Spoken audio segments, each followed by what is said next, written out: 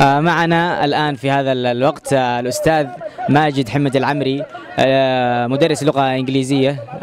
أهلا ومرحبا بك أستاذ ماجد. الله يحييكم، مرحبا بكم إن شاء الله. الأستاذ ماجد من أحد رواد هذه الدورة ومن أحد المتابعين لهذه الدورة. بما أنك من رواد هذه الدورة، ما رأيك وانطباعاتك عن دورة شباب الصفة لحد الآن؟ أولا بسم الله الرحمن الرحيم، والصلاة والسلام على سيدنا محمد. أولا نشكر القائمين في دورة شباب الصفة على هذا التنظيم الرائع. نشاهد اعتماد كبير على أبناء النادي في التغطية الإعلامية. طبعا يتميز نادي شباب الصفة على اعتماده بأبناء النادي، يعني شاهدنا تغطية إعلامية.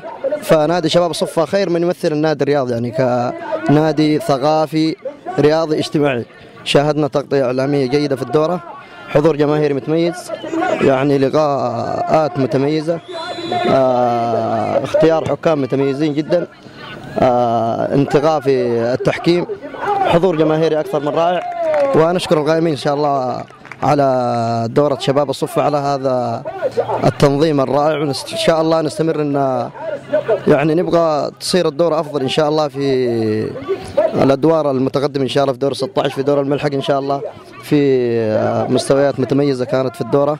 وأحب أشكر طبعا اللجنة الإعلامية بقيادتك، بقيادة الأخوال الأستاذ علي من جد، الأستاذ علي من جد إن شاء الله.